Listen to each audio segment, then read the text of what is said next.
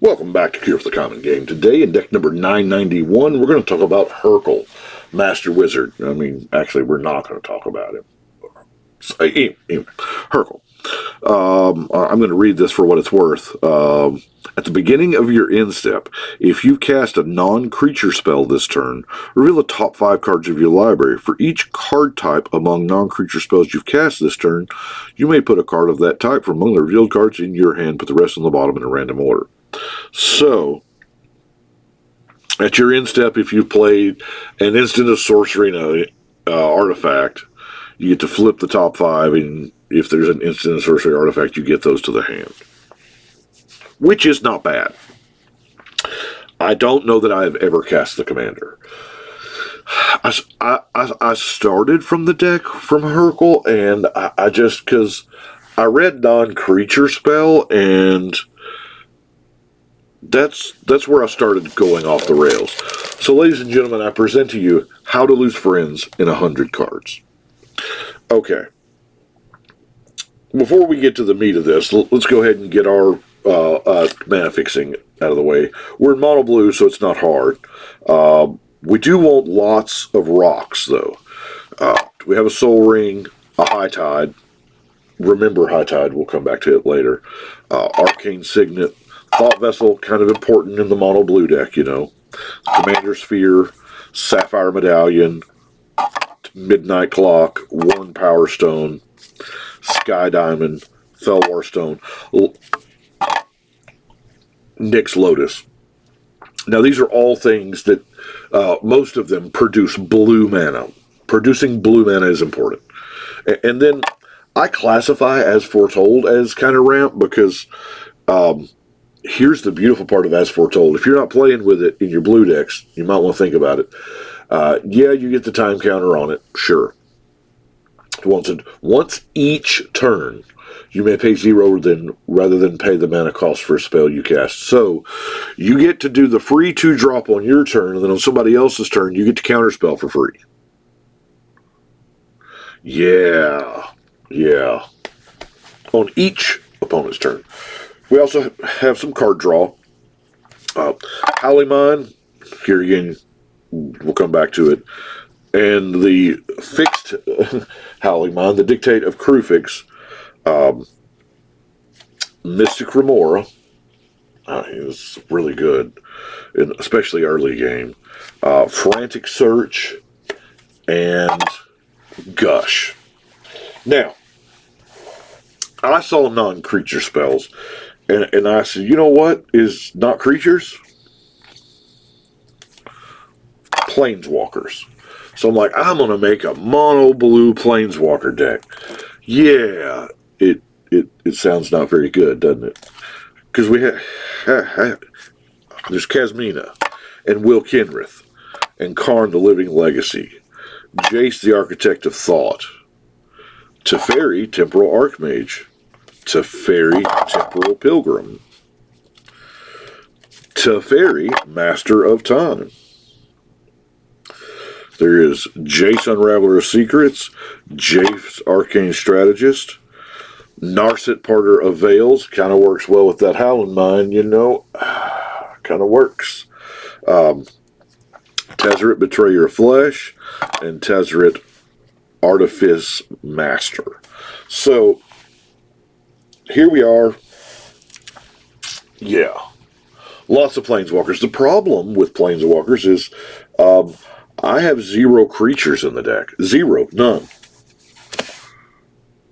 Not even a little bit. Nope. My bad. I have 1. I'm sorry. 2. Wow. Holding down the fort. I'm not blocking with those 2. But we got to have a way for them to not hit me. And yeah, I mean, I am running the propaganda, whatnot, but you can't just play your Planeswalkers activated once a turn and try to get there, right? We don't have green, so we don't have the doubling season. So we've got to do proliferate stuff. You know, Tezzeret's Gambit, Steady Progress, the Flux Channeler. Yeah. Inexorable Tide, Contagion Clasp and the Contagion Engine. Karn's Bastion for the land. Tekuthal. If you would proliferate twice instead. And then, of course, the Ickerman Gauntlet is perfect for the deck because it adds the proliferate ability to your planeswalkers. Hey, that -12 is not nothing. I've done it. So, and yeah, I have a 1-card draw spell, the Prologue to Phyresis. If it gets there, it gets there. It's kind of not, well, I almost said it's kind of not the major theme of the deck, but I think I've played the deck 3 times, and twice I've won with poison counters. And this is the only way to give a poison counter, I believe, in the deck. You just proliferate from there. Now, all in all, it doesn't seem too bad, is it? To where you're probably thinking, oh, there's another creature in there. Man, I got all kinds of creatures. You're probably thinking, Canada, how are you keeping your planeswalkers alive? People like to kill planeswalkers always. This is where I went off the rails. Rip the Band-Aid off here. Stasis. Yeah. Planeswalkers don't tap to use their abilities. Stasis is perfectly fine with a Planeswalker deck. And if I'm just biding time to ultimate some walkers, I mean, Stasis gets you there. Okay, so Stasis, for those of you that haven't played Stasis or haven't played against it, what's it like to be the favorites? No. So for 2 mana, you get a blue enchantment. Players skip their untap step. So nobody untaps anything, ever. As long as this is out, no untap. But at the beginning of your upkeep, I got to pay a blue just to keep Stasis alive. And the downside here is when you run out of mana or you decide not to pay it, it's untap, upkeep, draw. So you've already skipped your untap. When you decide that you're not going to pay for it, it's in your upkeep. So you're tapped that turn, and everybody else gets to untap, which normally equals death. But, so, there's no big deal, right? It's not hard to play around. You just, play a couple lands, don't play anything, and then do your Beast Within and, going about your way. Well, Frozen Ether makes artifacts, creatures, and lands your opponents put into play tapped. So the big part there is creatures and lands. So they come into play tapped, so you don't really have hope.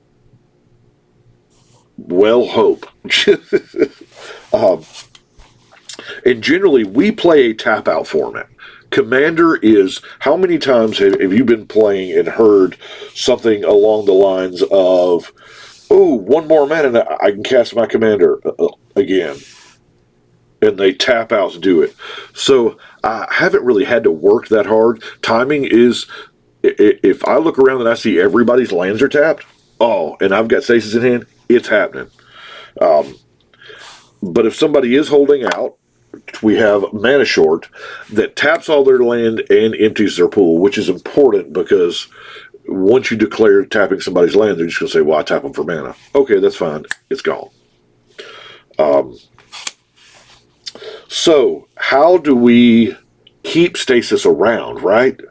We got to keep it around. Because the idea is to Stasis lock the board to where none of that stuff untaps. Because, let's face it, if it ever untaps, you're dead. So, we have things like Rescue. Now, I love Rescue. It is a one-shot, though. It's 1 mana. I play it at the end of the turn before mine. I rescue Stasis, put Stasis back in my hand, untap all my stuff, recast Stasis, and then people glare at me. Yeah. But Rescue is way good when you can put it on the Isochron Scepter. So you can do it every turn. That's what we call the Stasis Lock, or Infinite Stasis, whatever. So that way, yeah, I'm teaching you how to be bad here, and it's kind of fun. What else is good with the Isochron Scepter? I know you're screaming Dramatic reversal. That's why we have all those artifacts that produce blue mana, so that we can just keep untapping. And now, other things to bounce, because bounce is... before we get to bounce. Yes, so we got to find the stick, right? And then we got to find the reversal with fabricate and solve the equation. So got to have those. The other bounce, Tidespout Tyrant, another powerhouse, 5/5 flyer, if nothing else. I forgot he was in here. Cast a spell, bounce a permanent. It's beautiful. I used to run like clones and stuff and write a replication. It's really funny.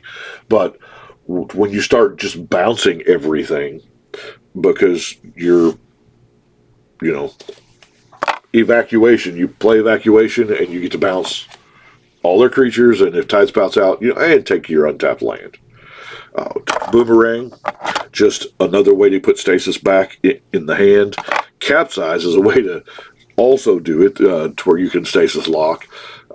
If you save your 6 mana at the end of the turn before you can just capsize, buy it back, and then untap and do all your shenaniganery. And of course our good old-fashioned Cyclonic Rift. Y'all know I don't subscribe a lot to Cyclonic Rift. It's not, but I figure if I was this far down the rabbit hole, it's not like I'm trying to be nice, right? So, and since we're that far down, Force Fruition, if y'all do manage to play something, and I know there is conflicting strategies over Force Fruition, but the first time we all saw it, the very first time, we were like, just opponent? Okay. And they see somebody play it, and I was like, okay, that's awesome. And then you play a spell, and you draw 7. You play a second spell, and you draw 7. And that's when it sets in, this is not a good thing. Now, there is a possibility of our stasis lock getting dealt with. Yeah, it happens. That's why we have Mistress Helix. We can just pretty much once per turn lock out one player. Just tap their lands. And if stasis does get dealt with, we have the Static Orb. Some just good old-fashioned general use cards. Snap bounces a creature to its owner's hand. You untap 2 lands. You'll notice a lot of those cards have been in here, where it, like Frantic Search, it does the thing and then it untaps the lands. If you get the medallion out to reduce that cost, it generates more mana than it costs. So, not bad. Vidalcan Ore says we can do all this at instant speed. It's fine. It's not good, fair magic. Show and tell.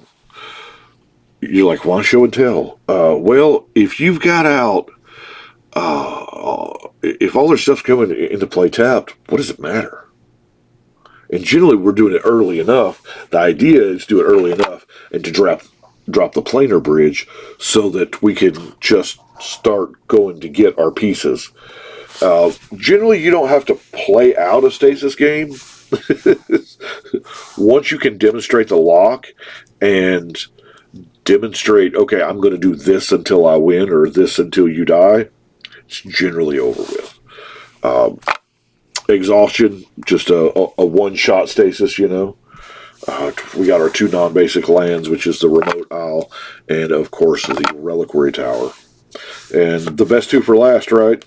The Arcane Denial and the Counterspell, which are also eligible to be put on the stick if the Scepter, So it's a terrible deck. Now, I say terrible. As of this moment, it's never lost. It's won every table.